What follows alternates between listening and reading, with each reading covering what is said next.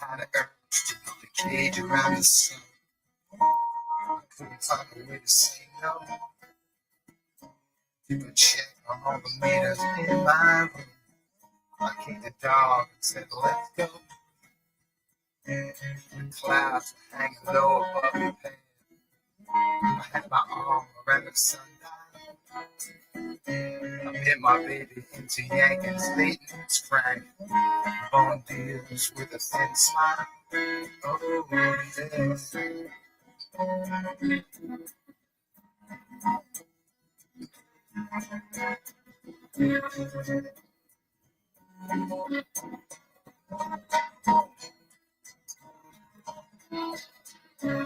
Pushing up and pushing down against the sky. Black muscles round my torso. All dimension of smiles, strokes, and eyes. This little baby's gotta go. To live and flow up that listen to your heart. You gotta to baby. Oh man, this thing is way too hot. Lay on a rock, split open.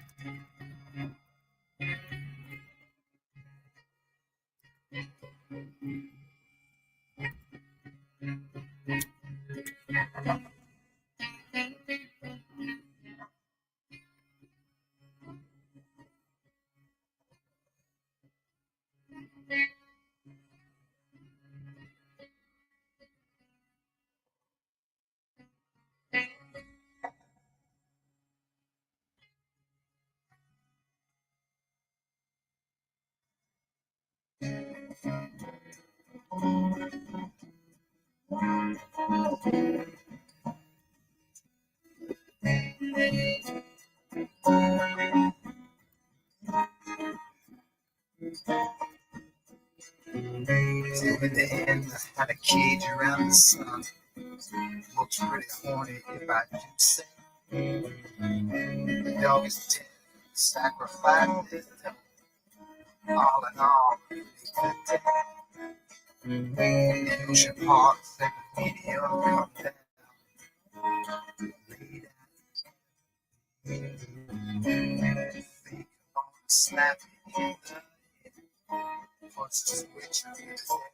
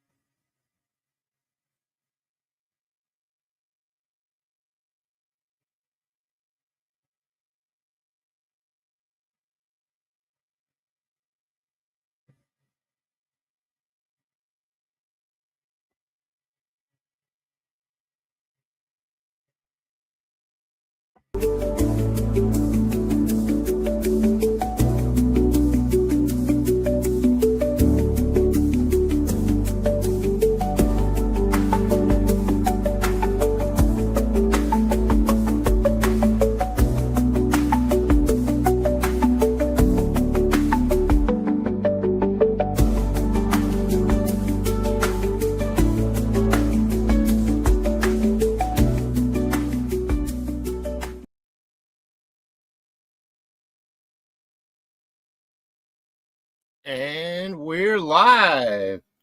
How's everybody doing tonight? From the mountaintop in the swamp, this is the Derek Farmer Network, setting trends and making friends right here in South Central Michigan. Hope you guys are doing good tonight. Great, thank you, Mustang. Thank you so much. Anytime anybody feels like giving the show a bit of a nod, it's never a hey Hiawatha, glad you're here. It's never a situation where I wouldn't want you to do that. It's just nothing I asked for. That's all. To go on, endlessly about my sort of philosophy here in my broadcasting existence on YouTube. Owl on the Prowl is here. Great to see you, Owl. Hello. Owl says hello to all. Mustangs, hi Watha, good to see you. I'm sure glad to be live tonight. It's been 5 days in a row, without doing a show, and that may sound like a short amount of time from how I used to do shows, but I swear, I mean, I got a show going on inside this nugget up here all the time. I was saying hi to Mustang. We'll let a few people get in the room while we kind of blather on a little bit about what we're going to be talking about. So I actually have an agenda today. Well, you know how it goes, you guys. I have an agenda for the first 20 minutes. And then what we have is what we do. And where that goes is where it goes. So I have no plan. I never write down anything. I won't say I never write down anything. I may occasionally, if I'm doing a murder cold case, if I'm doing a murder cold case, I may drill down on that a little bit more, obviously, and have more bullet points. And you want to be respectful and have your facts succinct and stuff like that. Something like this is pretty loose, although I will tell you, I mean, it's not the first time I've heard of this document. Again, this document that we're going to be discussing today is between Robert Oppenheimer, nuclear physicist, considered the godfather of the atomic bomb, who after World War II ran Los Alamos Labs, had a Q clearance, a nuclear clearance, of course. And then that nuclear clearance was then suddenly taken away by Congress in most public of a fashion, sort of embarrassing him. Now, according to the movie and sort of his biography, Oppenheimer was a bit of an awkward lad, if you will, sometimes not really knowing how to not make fun of other people or just saying the wrong shit at the wrong time. We've all probably had a little bit of Oppenheimerism in our lifetime.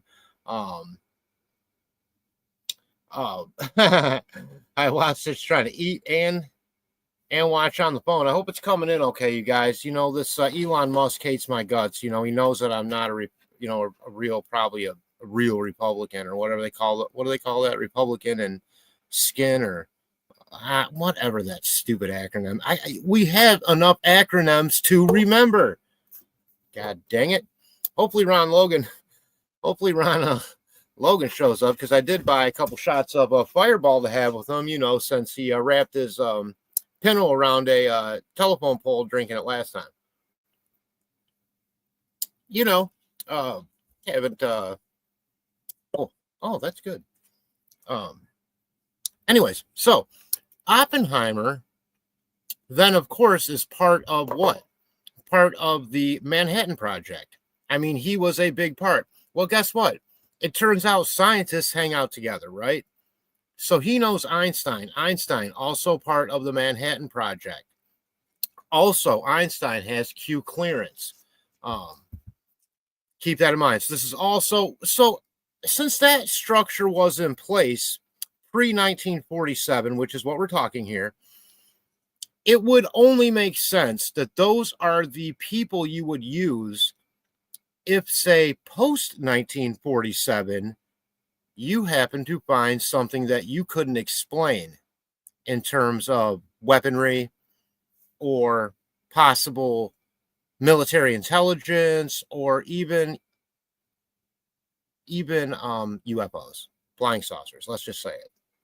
Something alien, something not from here, from this time, from this planet, or possibly from this planet, from beneath our feet, from a different time, a dimension, / so forth, so on. Who knows how they're getting here? You don't know. Are they fading in? Are they driving here? Are they avoiding the fucking comets? Is Three-Eye Atlas coming at us like an entire civilization? It's as big as from here to like, those things like 30 miles across, Anyways, what you're going to see here unfold in this document, and as we read it together, by the way, I've only skimmed a little bit of it, and I've heard other people's reports on it. I want to give a shout out to Jim Quirk at Quirk Zone. That's at QUIRK Jim, ZONE. Again, that's Scott Roeder's buddy. They do separate shows. Scott Roeder has Crime Scene Time Machine, also The Evidence Room. But they will be doing a show together, I think, from what I understand. At least from what Jim said on his show a few weeks ago. Anyways, I want to give Jim credit for even doing this show tonight, as he did this very show. Now, I have a way of bringing my own facts. He doesn't do his show live all the time that I know of. So it's, I don't feel like I'm ripping Jim off. I feel like, when you play that Jimi Hendrix song over and over and over, that everybody bends the chords a little bit differently. And I think I have the ability to bend my chords a little bit differently than Jim does. But with all due respect, I do want to give him the credit he deserves for being a truth teller in my eyes, and someone, again, that I hope everyone subs up to, because this is my kind of broadcaster, Jim Quirk. See, he was a newspaper writer in Pennsylvania, Hawaii, several places. He has that sort of beat reporter experience. He's hard-nosed, and he knows what experiences he's had and what he's investigated. And so I just really appreciate his perspective, and I love listening to his broadcasts, and that is Jim Quirk at Quirk Zone. So with that shout out getting out of the way, we're going to move into our presentation. So of course that would make sense that people in this echelon, if you will, of scientific research, Oppenheimer, you could even say Jack Parsons. I mean, he started JPL, which I call Jack Parsons Laboratory. Of course, stands for Jet Propulsion Laboratory, but it was started by Jack Parsons. Mysterious death / time traveling disappearance there, folks. Because as me and Thad know, T. Townsend Brown already cracked the whole code of time travel. He's somewhere right now laughing at us or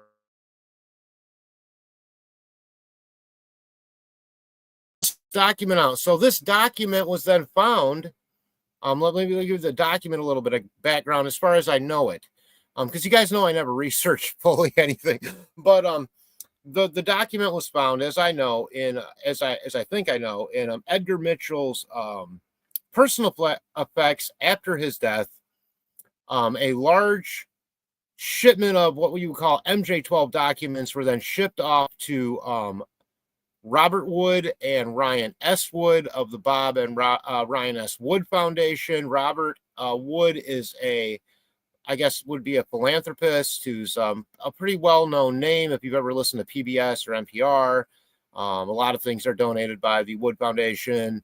But on top of that, he was a military documents forgery expert during the war. So that gives him that's where his credibility comes in terms of being able to look at these documents and help authenticate them in my eyes. I believe these documents are real. There are going to be, like Jim said, some typos, but it was probably a document that was put together rather swiftly. Thank you.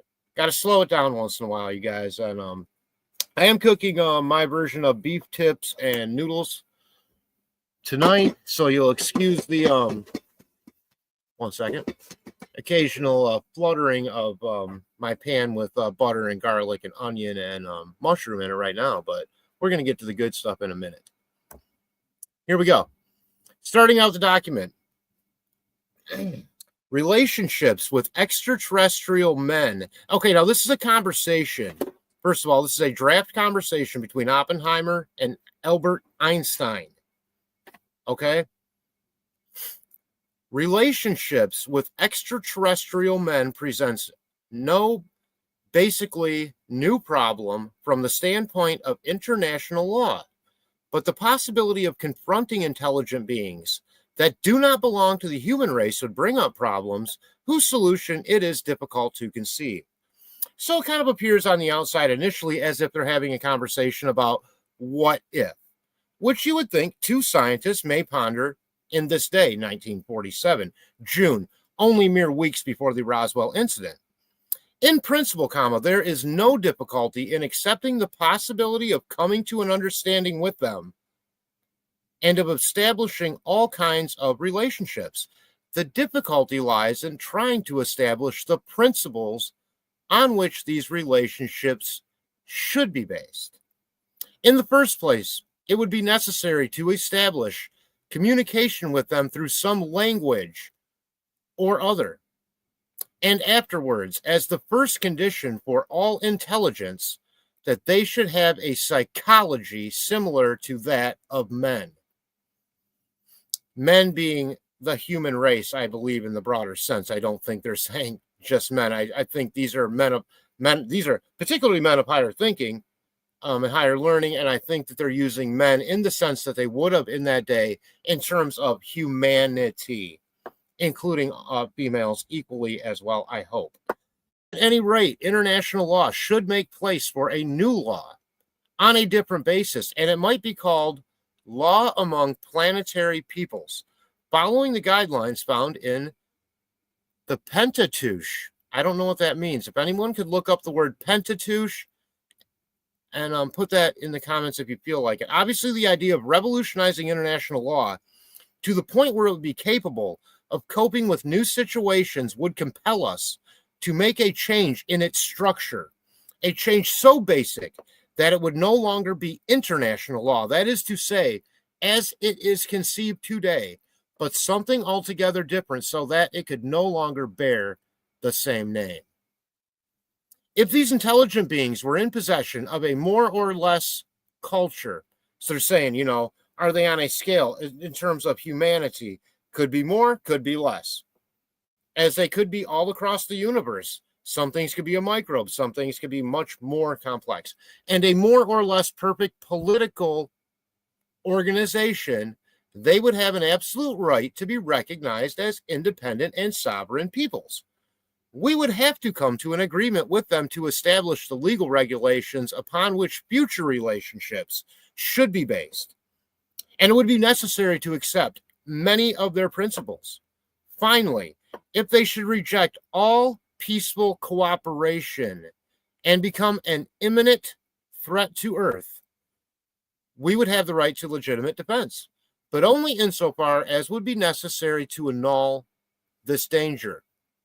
Another possibility may exist that a species of Homo sapiens may have established themselves as an independent nation on another celestial, should be celestial. Sorry. Anyways, there's an extra R in there. Body in our solar system and evolved culturally independently from ours. Obviously, this possibility depends on many circumstances whose conditions cannot yet be foreseen. However, we can make a study of the basis on which such a thing may have occurred or might have occurred.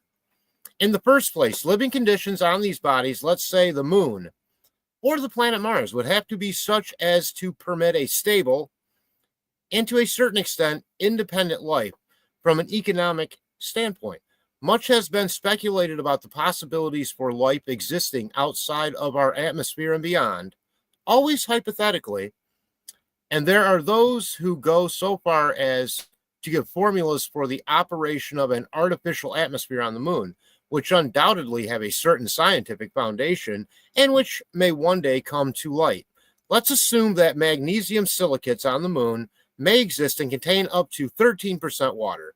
Using energy and machines brought up to the moon, perhaps from a space station. Guys, this is 1947, 11 years pre-Sputnik. Perhaps from a space station. And again, they're just going over the ideas of this initially, as we see. But things start to come to a lot of synchronicities. Let's go. Perhaps from a space station, the rooks could be broken up, pulverized, and then backed to drive off the water of crystallization. This could be collected and then decomposed into hydrogen and oxygen using an electric current or the shortwave radiation of the sun. The oxygen could be used for breathing purposes. The hydrogen might be used as a fuel. I'm going to switch back to studio version. You guys have just been reading here. Let me just give a few shout outs. I doubt we have a ton of people here tonight, but I never like to assume. I like to just go ahead and get through and read them and see what's going on in that chat momentarily. Oh, by the way, the song that was playing initially was Cage Around the Sun by a band called Monster Magnet. No, they have quite a in fact, Monster Magnet was the band that led me from, say, like a heavy metal sort of perspective to realizing it could be slowed down a little bit and be just, if not more, rocking. Let me see here. Hi, Watha. We know Dave said hi to everybody. We're getting through it. Maybe no one else came in. Oh, Louise is here. Hi. Louise says hi, everyone. Man, I know, Louise. I don't think in 1947 we're talking Albert Einstein and J. Robert Oppenheimer. When they're saying men, they're meaning humanity, although I can't say for sure. Louise saying hi to everybody. Mustang saying hi. So let's go on here real quick. Is everybody listening, or is this boring the shit out of everybody? Because I'll probably skip ahead. Probably skip ahead a little bit. Let's just see what's coming up here.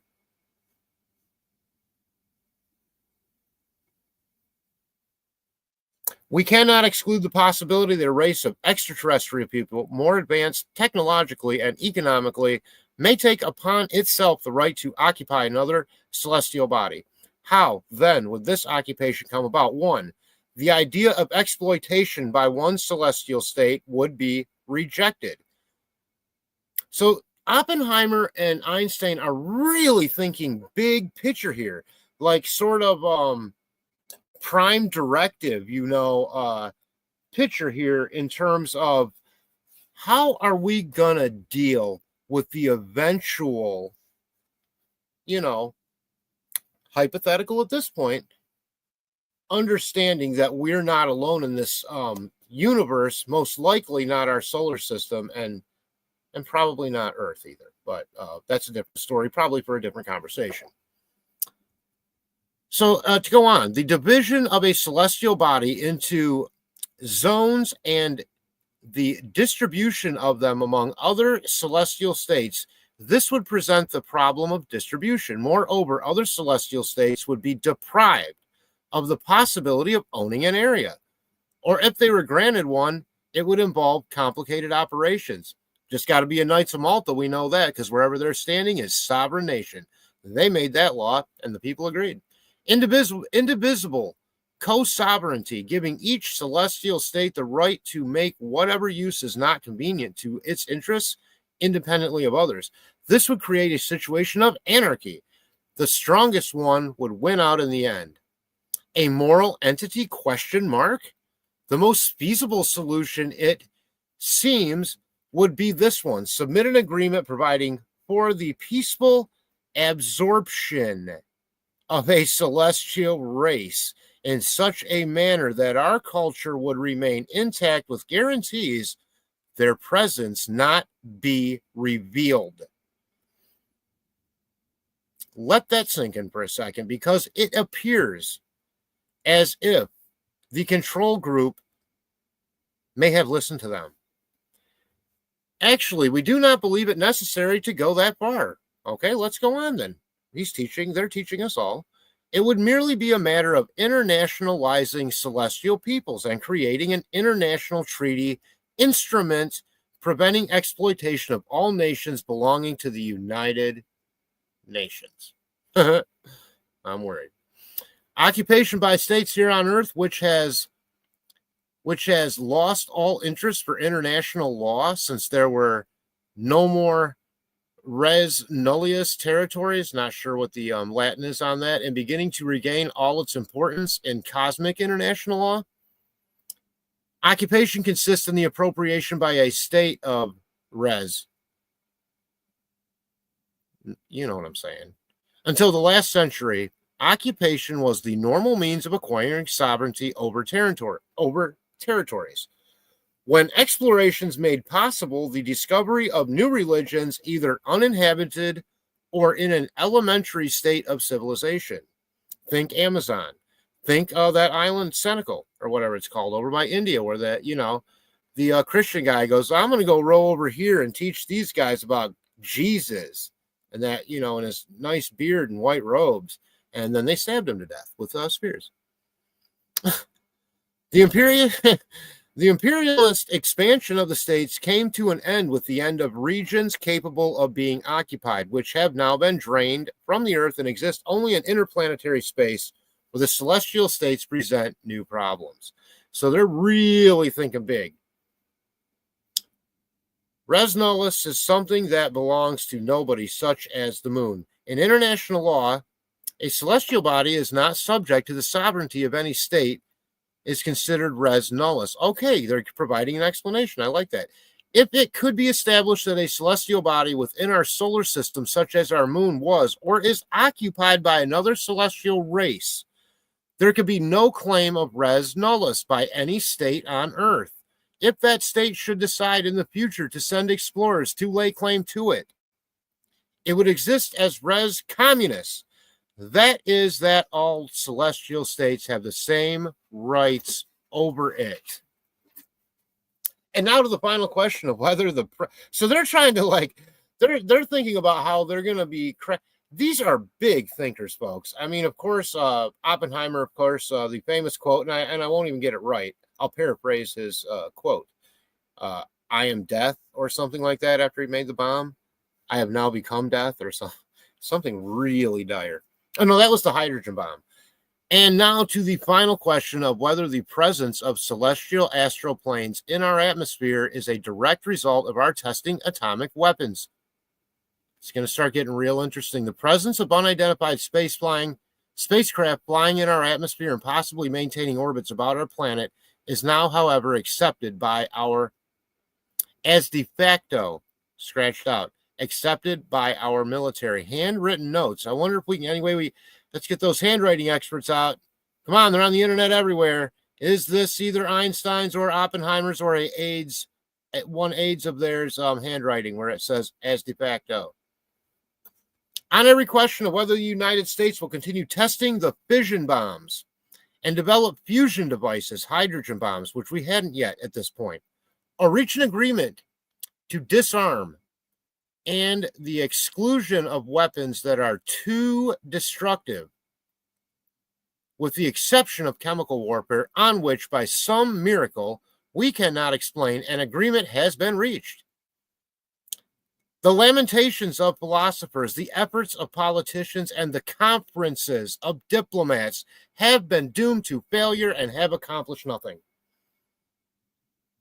The use of the atomic bomb combined with space vehicles poses a threat on a scale which makes it absolutely necessary to come to an agreement in this area. Why was Kennedy killed? Who was in on this ahead of time, guys?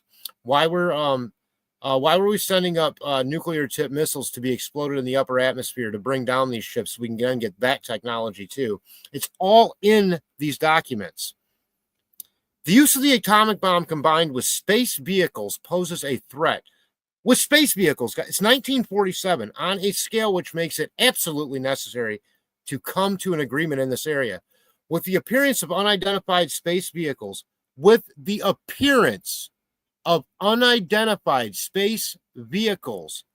opinions are sharply divided as their origin. But the fact that they were there in 1947, pre-Roswell, is not a question. Over the skies of Europe and the United States has sustained an inner radical fear, an anxiety about security that is driving the great powers to make an effort to find a solution to the threat. We've been living, guys, in a classified reality since 1947 minimum. Military strategists foresee the use of spacecraft with nuclear warheads as the ultimate weapon of war. Even the deployment of artificial satellites for the intelligence gathering and target selection is not far off. The military importance of space vehicles, satellites, as well as rockets is indisputable, since they project war from the horizontal plane to the vertical plane in its fullest sense. Attack no longer comes from an exclusive direction, nor from a determined country, but from the sky. Of course, this is pre-ballistic missiles, IBMs.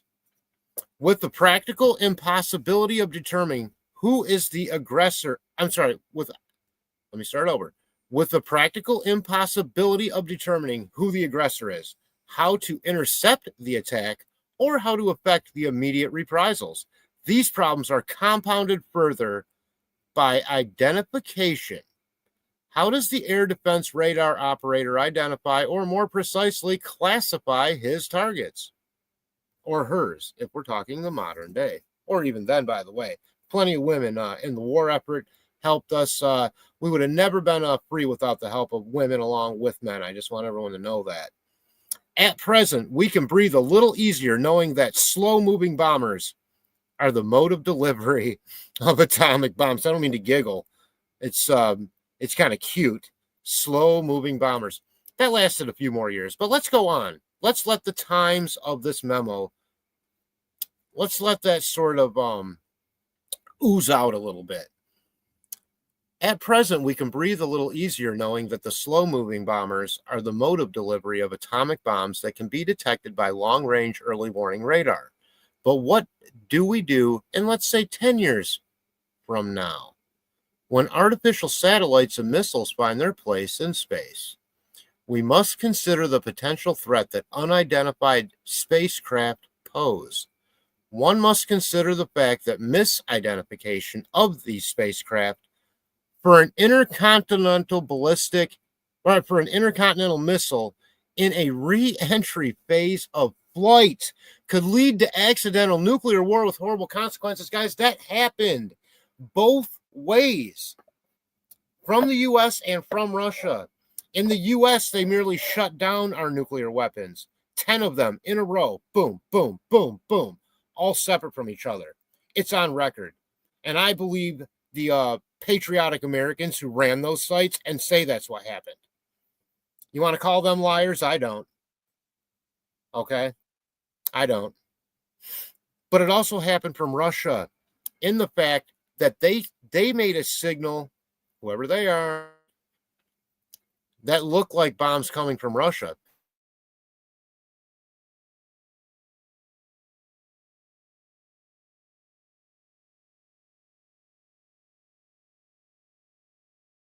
Entry phase of flight in 1947. Wow. If you guys don't find that fucking mind-blowing, then maybe my mind is easily blown. Lastly, we should consider the possibility that our atmospheric tests of late could have influenced the arrival of celestial scrutiny. Yeah, we caused them to come here mostly. Not that they had never been here. That's a whole different show, guys. But this influx, this litany of curiosity starts after the atomic age. They could have been curious or even alarmed by such activity, and rightfully so, for the Russians would make every effort to observe and record such tests. In conclusion, it is our professional opinion, based on submitted data, that this station is extremely perilous, and measures must be taken to rectify a very serious problem are very apparent. I don't know why I just read that all screwy. Respectfully, Dr. J. Robert Oppenheimer, Director of Advanced Studies, Princeton, New Jersey, Professor Albert Einstein, Princeton, New Jersey. Myself and Marshall have read this. Marshall was, I think, a general. And I must admit, there is some logic, but I hardly think the president will consider it for the obvious reasons. I understand Oppenheimer approached Marshall while they attended ceremony at Redacted. As I understand it, Marshall rebuilt the idea of Oppenheimer discussing this with the president. I talked to Gordon, and he agreed. Here's some credits to go with all that. So, order form, I guess. Oh, that's old school. Order form. Remember those, you guys? An order form. Anyways, that's it, you guys, for that document. Let me get out of this and go back to the studio version where I can sort of see what's going on if there are any comments. Here we go. What did you guys think of that? I mean, isn't that pretty amazing shit? I'm sorry it took so long to read, but it really needed to nearly and I skipped a page or two even. But it really to me needed to be read in its breadth, if you will. And don't try to say that without teeth. Yeah. Well, mind blown. Hi, wow, this is mind blown. Thank you.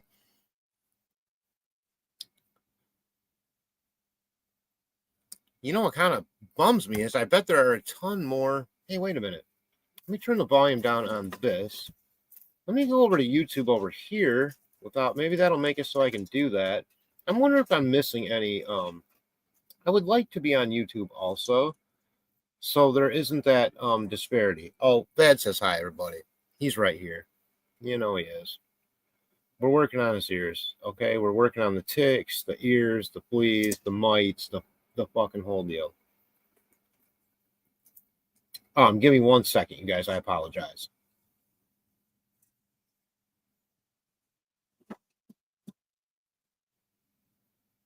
"13 hours ago? What did I do? Are you sure I'm live right now?" What is going on? Why did it say 13 hours ago? Hang on a second. There I am. Oh, there we go. Top bands. Nope. Remember, not top bands. Got to go to chat filter and to all messages for mods. If you're mods on any shows out there, not that ours is that important, always switch over to all comments. Otherwise, you may miss important comments because it defaults to top comments. Well, I mean, that's all I got. I mean, I feel like they knew everything, and I mean that it goes on in the lore of Oppenheimer and Einstein that they knew a lot more. In fact, Einstein's secretary did a famous on-camera interview before she died, saying that she witnessed herself alien craft with and bodies with Einstein at a military facility. So yeah, absolutely, you guys. The fact is, you can't convince people that don't, they still want to approach it as if, are aliens real? I don't know. I don't know if they're aliens, I don't know what's what. Okay, I'm not checking under the hood. But whatever it is intelligent, and it clearly is unknown to us. I think there are many components to it. I think it could be a number of things.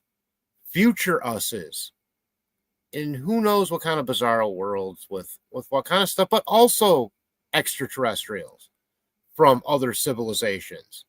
Why should we be the only one in this endless realm of possibilities that is truly endless in ways that our human brains can't even understand?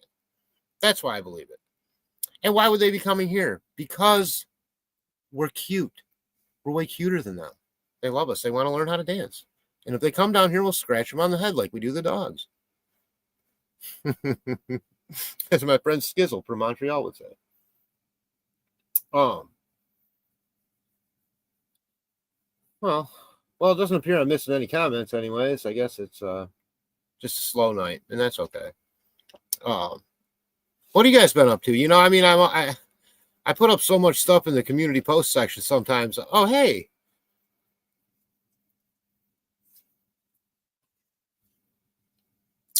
Yeah, sure. Absolutely great point here. Welcome, Mr. Steve, into the room. So I believe that what they were speaking on, well, actually, Mr. Steve, a satellite, they didn't say a human satellite. A satellite would still, I believe, describe a celestial body outside of our atmosphere. But beyond that, they were speculating also on us having intercontinental ballistic missiles, things being misidentified by radar systems. So it was a lot of hyperbole in terms of speculation, but it drilled down at the end on the point that, well, now that we know they're here, all of this is relevant. And that was the moral of the story. Yeah. but not a dumb observation at all. Of course, Sputnik didn't go up until 1958, which is what makes the it's called the Palomar Project, Palomar Project, if you guys want to Google that. And that was a project of observatories around the planet, 1948 to 57, that took nightly pictures of all the celestial bodies in our sky. And there's a lot of things that got scrubbed from there, but some of the glass plates did make it through. And they determined that with the original glass plates, there were over 200,000 moving objects that were blinking and moving around our sky in a complete grid around our planet. Think a square grid around our planet, a cube, and we're the Earth in that cube. Have you ever heard of what kind of craft the Navy pilots see, as reported by Navy pilot Ryan? Help me out here, Hiawatha. He just testified in front of our U.S. Congress under threat of felony.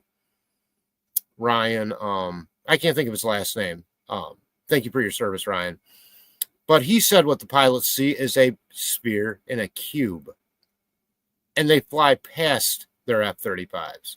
Now, Mr. Steve, I don't know what that means, and I'm not going to speculate on what it could mean, but it starts to stack up synchronicity-wise when you talk about the sphere in the cube. Well, anyways, a sphere in a cube is the idea. You know, and I think the cube universe is sort of like a theory that sort of is coming around to some of its own realm of thinking. Now I can't remember exactly what that is, so I won't even go on about it, but it seemed pretty interesting. Sure, Black Hole Sun. I like Hadron Sun better. I try to pick a song, you know, that's sort of Mustang says, hey to Mr. Steve. Yeah, sure. 57 was Sputnik, 58. Yeah. Right in there. No, you're right. Mm-hmm. Which is what makes it even more interesting that on those glass plates of photography, there are blinking objects in the sky that are there sometimes and not others on those glass plates from 48 to 57. Palomar Project. Check it out. Citizen science will be the disclosure forum by which this comes through in any truth, in my opinion. Because if you're waiting on the government to tell you the truth, don't hold your breath. Because they have no reason or want or desire, and neither does the control group. Neither do any corporate entities. You know, you're talking about free energy, you're talking about 0-point energy, you're talking about time, time travel, essentially. You're knocking out a lot of the Earth's financial basis based on fossil fuels, and that doesn't just go for oil and gas. Every product we use, right down to the plastic computer you're opening up every day, is made out of fossil fuels. That's what plastic is. It's oil. It's oil. So they're not going to let that out. Of course, we know that. Now, that's been the conspiracy, but it makes sense. And people have been murdered to keep that knowledge quiet. The latest would be Dr. Ning Lee from one of those Alabama University or whatever it is, where they do a lot of this work, by the way. That big town in Alabama knows a lot about this UAP anomaly. And a lot of the, I can't think of the damn town because it's Alabama. What am I talking about that? That's way outside the United States. Just kidding, Alabama. Just kidding, Mr. Steve. We know you're a Bama fan, right? Isn't that right, Mr. Steve? We are not talking about Alabama. We love Big Red. Wait, that's Nebraska. Shit, I don't know what I'm talking about because I'm not really a football fan, to be honest with you. Unless the Lions are in the Super Bowl. I won't hold my breath for that either. I would expect the government to be honest about UFOs before the Lions ever make it to the friggin' Super Bowl. I can tell you that. I'm sure at their security level, they knew terms long before a dirt road deputy. Well, first of all, a lot of things happen on dirt roads, Mr. Steven. I'd rather be there with the deputy that has the awareness of that than some prissy little scientist from Princeton. I can tell you that any day. I got your back. But I will say that they certainly had Q clearance security levels. And in fact, Oppenheimer's was notably taken away publicly by Congress because he actually wanted to come clean about the UFO subject. And he paid the consequences for that by having his clearance yanked. They've offed a lot of people. Dr. John Mack from Harvard, psychologist Dr. John Mack, who went to Rua, Zimbabwe, after an enormous sighting by 50 children at a schoolhouse. And not just a sighting, but like an experience. And he went there 3 days after, and they all drew pictures. I mean, it's an amazing story. That's already been a documentary, and the children are now adults, and they stick by the whole thing. And before that, in 1966, one of the most compelling UFO cases, Westall, Australia, where over 100 school children, staff members, and people in the school neighborhood saw what was going down. The military comes in, they shut you down, and then they say you're going to be bones in the desert or out there in the outback if you don't keep your mouth shut. Or they threaten to take away your pension, and this is all true. It's not fake, you know. Seacrest out. Hey, Junior's here. Whoa, something fell and it scared me. This topic scares me a little bit. It makes me nervous. It's like a ghost story.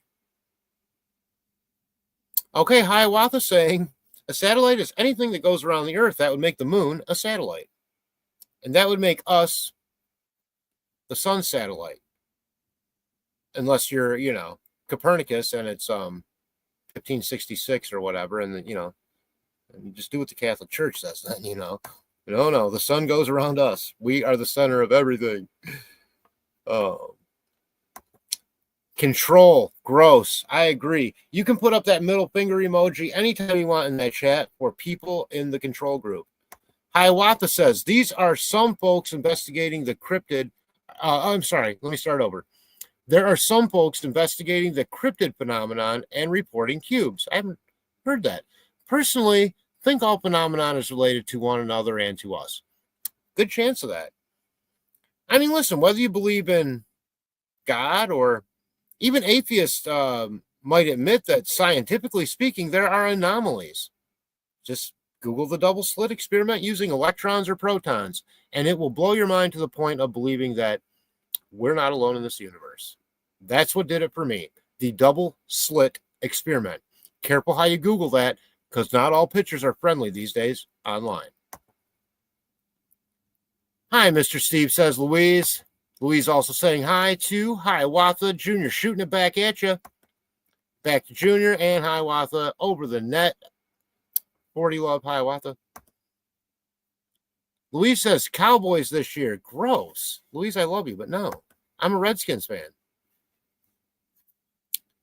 And a Lions fan, I mean. Well, when you're a Lions fan, you have a secondary team, you know. And when I watched John Riggins, you know, number 44, run through the Miami Dolphins in 1983, I had my team.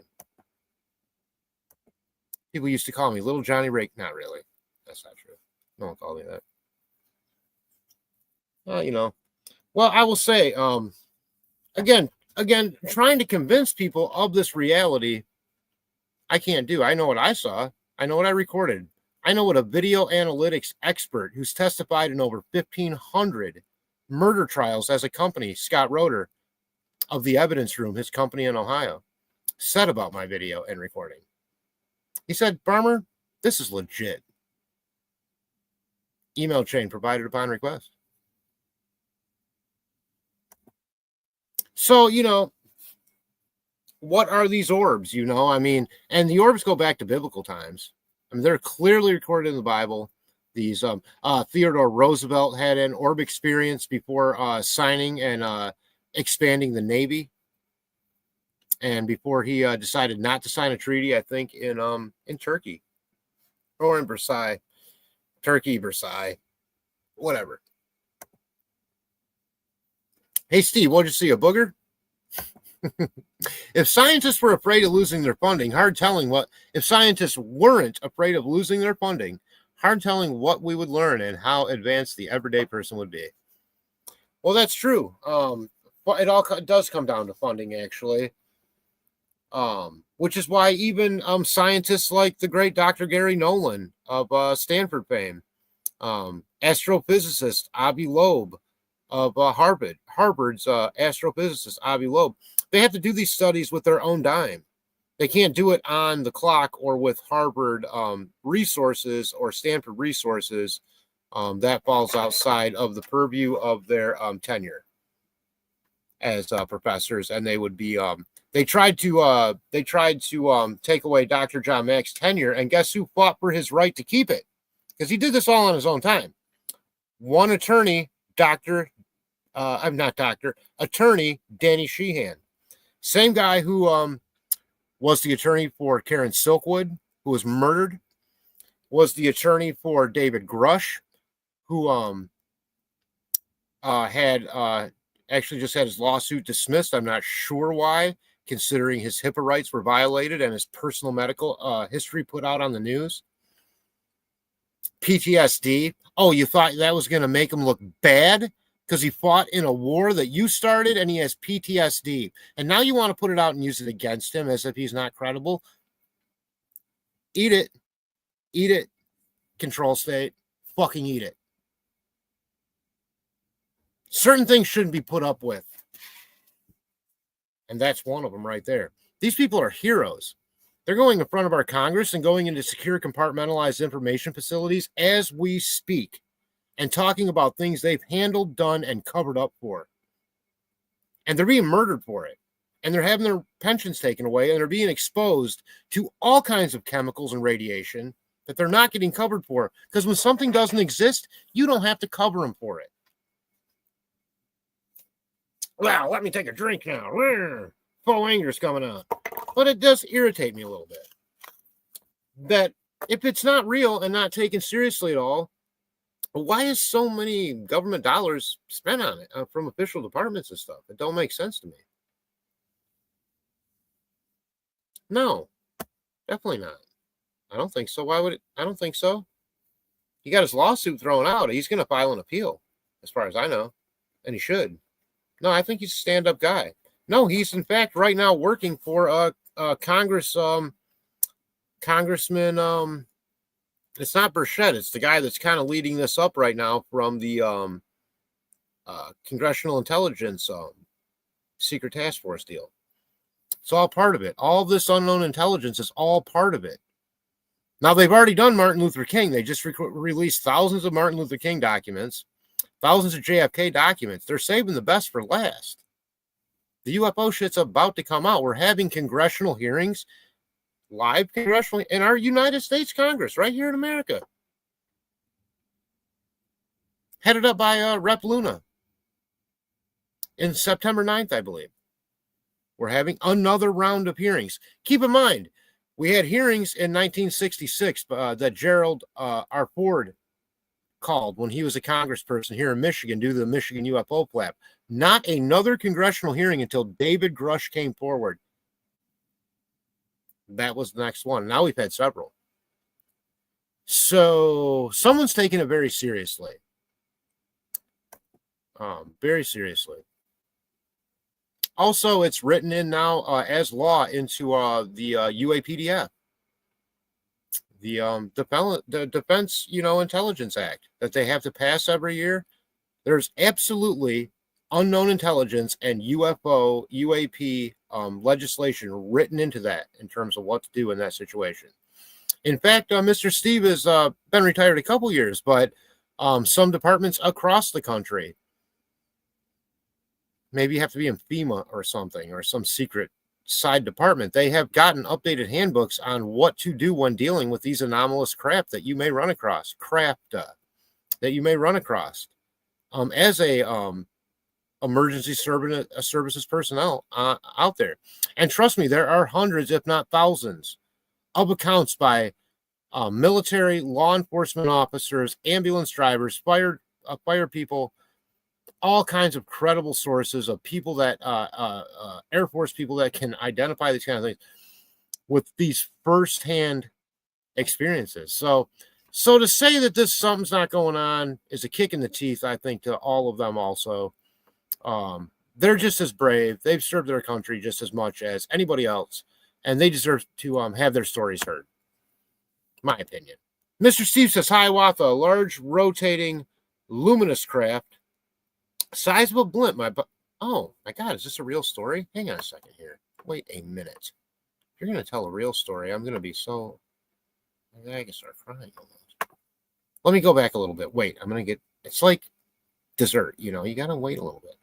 Dak grew up in a trailer park in Louisiana to a single mother. He left while in college playing football to take care of his mother, dying of cancer to take care of her. I don't know who Dak is, but I love him. He sounds like the greatest person ever. Hey, Boston, good to see you. Boston is here. Glad you're here, Boston. No on the Grush payout. Junior says, I lived in Ann Arbor for 7 years in the 80s. You can't help but get into football. Oh, yeah, I suppose that's probably true. I mean, I live in Kalamazoo, a long time. We got a Western Michigan Broncos here, so I don't, well, not right here where I'm at now, but, right where I lived there for all those years, every time they made a touchdown, I could hear the cannons go off. It's close enough. So, yeah, maybe you remember in the 80s, Bilbo's Pizza up there. I don't know if they were up there. No, that was East Lansing anyways. Scratch that. Sorry, Junior. I was on something that night that made me see colors in a real weird way. His older brother unalived himself during COVID, and he's a big mental health advocate. Yeah, that long-term COVID really got to some people. That's what I'm asking. Why would they throw it out? What's the reason? Oh my God, I feel like I'm missing something. What am I missing? Booger. I'm going to lose control. Booger is what Southerners call Sasquatch. Okay, got you. Sorry, Booger. Got you. Now I understand. Well, Junior, a lot of people say they watch the Wolverines or what's that one from East Lansing, the Spartans, But working in Kalamazoo in the pizza business, I'd always say, hey, you got a great college right here. Go check out the Broncos. They're amazing. All right, baby. All right. Come on, Booger. You haven't seen more and more of those cutouts. I don't know. People are having some... Okay, now I want to read this. Here we go. Hiawatha, a large rotating luminous craft. It was the size of a blimp. My father... That sounds like a giant airship. My father was a deputy at the time when he reported. He was advised it was out-of-control blimp at night. What did your dad think it was? Junior says, hello, Boston. Oh, my God. Oh, hell no, Steve. Wow, that's comical. I bet it was cool to see. Was it scary? All right, baby. Okay, honey. I guess you want to be put in a headlock. That's up to you. Dak is a quarterback of the Cowboys. Oh, I'm not that much into NFL. Sorry, Louise. I'm not really that much into sports. I'm what they call a fair-weathered sports fan. You know what that means? If they're doing good, I like them, But, I like an exciting game. I don't care who's playing.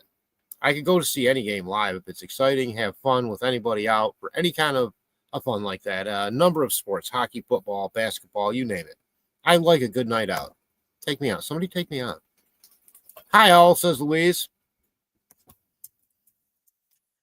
Oh, my goodness. We're going to get through the... Dave. Be safe, Dave. Dave, you must be leaving for work to save the owls. Okay. He'll get it eventually, Steve. No, he won't. He's dumb. You guys are talking about me. My whole family and I stood in the yard and watched it for a half hour. Dad went to work and told us of what he was advised the next day. I don't think it was a blimp. I don't think it was a blimp, is what he's saying. Exactly. And blimps aren't self-luminous, by the way. Unless they're on fire. That sounds like a giant orb. And inside those orbs are aliens and spacecrafts. I swear that's what's going down, guys. And they morph into things. They're mimicking our technology poorly. You may have heard me say that 1,000 times before. Well, my mom had a UFO sighting. I mean, Mr. Steve, I'd love to hear that story from beginning to end sometime. That's crazy. I have to put the carne asada on soon, which I can do and still talk at the same time. I don't make excuses not to broadcast. I'm going to cook while I'm talking. Don't think I'm not. Dog's digging his way to China. And I'm going to have a Pall Mall. I'm going to crack a beer. Watch out, baby. I'm on fire. Well, the thing is, my whole family and I stood in the yard and watched it for half an hour. Dad went to work and told us of what he was advised the next day. So wait, Mr. Steve, are you still here? You might not be. I don't ever want to assume. Are you saying you and your entire family plus your dad saw it? Or it's, oh, my whole family and I. So it must be when you were a kid. When you were a kid, Dad went to work. Of course, yeah. Why would you be living with your dad when you're both adults? That makes no sense. Wow.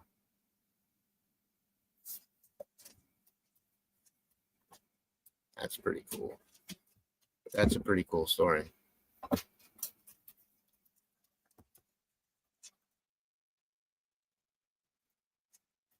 Right. Completely unidentified. Doesn't mean that we know where it's from or what it's doing. But is it recognizable to the human construct? No. It's something else. It's something else. That's what it is. The rotation was on an axis. Yeah. It was a hard. Oh my God! I'm gonna have a million questions. It was a hard-bodied craft in the shape of a blimp. If you put your hand out extended and your thumb out completely extended, how much of your thumb would have covered up the craft, Mr. Steve? That's to kind of gauge at what height and distance you were seeing this. Late 60s. I mean, a lot of them around back then. A lot of different kind too. Sensei's here. Heather's here. To see you, JD. I don't know who JD is, but true crime. You were 19 only. Wow. That's a great story. Shit. Man. All right, baby. All right. All right. Do I have to feed you like a handle of dog treats? Handle's my new favorite word. Thanks, Ron Logan. I don't mean the real Ron Logan. I mean, whoever is Ron Logan online. That was cracking me up.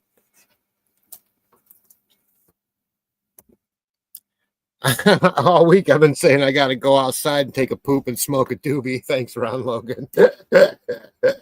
Oh my God, he was so funny. Holy crap, he just kicked my ass that night. Heather, good to see you, says Mustang. Sensei, my mod is here. Thank goodness Mr. Steve is getting out of hand. Oh, wait, Mr. Steve's a mod too. All right, mod off. Time for Thunderdome of mods. Ron, she loves Ron. The guy's funny. I don't know what to say. As long as he doesn't do anything too offensive, I don't really see what the problem is. I don't think Ron Logan's complaining. And by the way, I mean, I highly doubt Ron Logan was ever that. Oh, 1950s. Okay. Got you.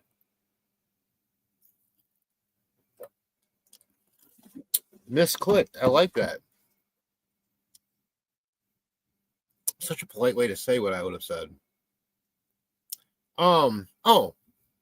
Well, yeah, what do you reckon on that thumb thing there, Mr. Steve? If you held it out into the air, your thumb, all the way out, how much of your thumb would have covered up that crack? In other words, how close do you reckon it was?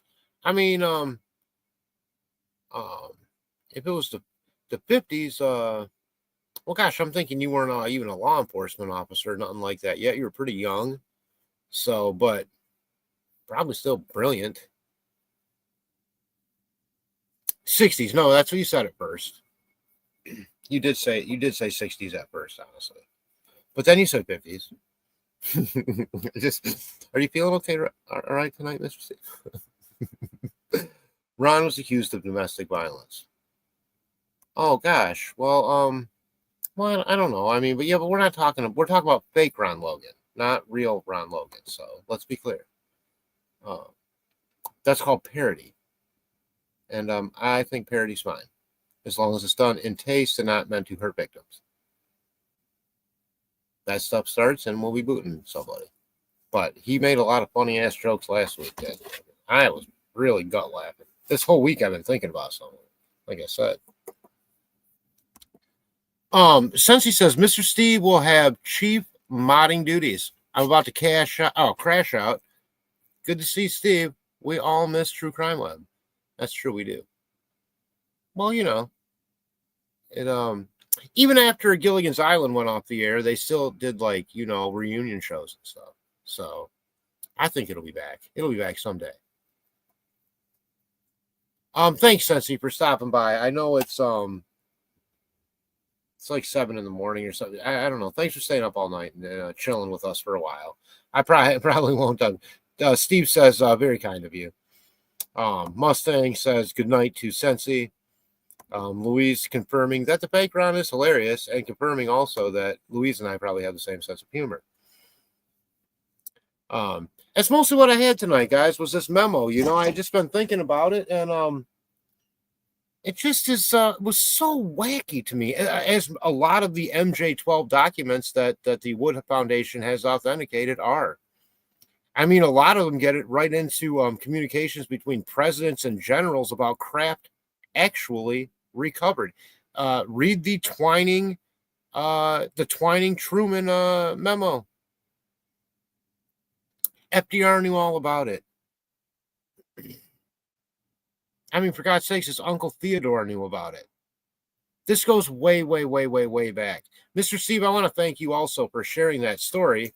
That's interesting. I won't, it is 2:54. I won't do the interrogation thing, but I'm so curious. Maybe sometime you can, maybe just expand on that story a little bit would be great. Or if not, just thanks for sharing what you did, because, just hearing you say, I think it was possibly something unidentified that's not really known to us currently, whatever that means. I think it's cool. And I would think over the years, a lot of law enforcement officials would get a call, at least through the emergency services, of some kind of strange lights or noises happening, that even ghosts and things like that. I mean, people believe some crazy stuff, and I would think that the police have to deal with all of that at a different time, whether or not that stuff's actually, manifesting at that moment for the law enforcement officer. I think you probably can gauge when a person at least feels like they've had an experience and they're dealing with something on, perceived from their level. And so it makes it real for you too, I would think, as an investigating officer on a emergency call like that, where you have to go. Again, the Las Vegas alien cops, by the way, still off the grid, haven't been talked to in over 2 years now. No one can find him. He's the one that pulled up and said, I normally don't take this stuff seriously, to the Kenmore/Gomez family, Kenmore being a pseudonym. But my partner said he saw something fall out of the sky here. And they've been off the grid ever since on paid leave. So anyways, everybody, you have a good night. I want to thank Mr. Steve once again for stopping by. He got the bat signal. My telepathy working full on. Yeah, the very first one I ever saw, Mr. Steve, was on a weird axis, but I couldn't see the body of a craft. It was 3 points of light, low hanging, about 1.5 times the of a radio tower that I was using for I could use as a gauge of that, was in the background, WKZO radio tower. Over a place called Three Ponds. It was all the lights were green on the outer triangular edge. It was about the size of a 2-story house. It was large. But I couldn't see a solid body craft in the middle. The only thing in the middle was then an enormous red light that was several times larger than the green pinpoints of light, and they were never on at the same time. The green lights would fade in, the red light would fade out. I would say it was like the bubble on a Michigan State police car, how they've always been. We've always just had one big red bubble. No big bunch of lights, just a big red bubble. Only this one faded in, then faded out. Never on at the same points as the bright, very bright, think brand new street light green on this. And then what made me think of that, though, is it's sitting there and it starts going like this, rotating on its axis. Then I got my phone out. I tried to record it, and by that time, I look up, it's gone. It's all gone. There are no lights left anywhere. No green lights, no red lights.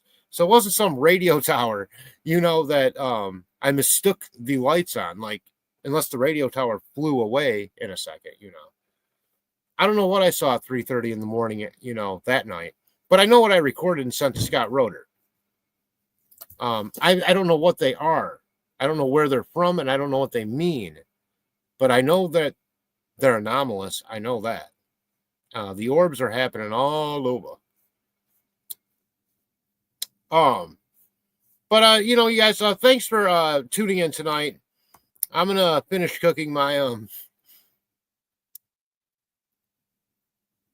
Oh, Mustang says I'm rethinking whose channels I support. Not you though, Farmer. You are awesome. Oh, thank you. Well, remember, and I never asked for financial support. I just let it scroll across the bottom of the screen. But I don't ask for it. I've never gotten it. Never gotten that. That'd be weird. Junior, have a great night. Thanks, Farmer, everyone, says Junior. Junior, by the way, snuck in a little movie reference. We were talking about Apocalypse Now last week, and then he snuck in that Captain Willard watch. Well, that was the watch that the Martin Sheen character wore in Apocalypse Now. Thank you, Junior, for that. It was excellent for sneaking that in. I had to do a little detective work on that. Still haven't watched the movie M, Mr. Steve.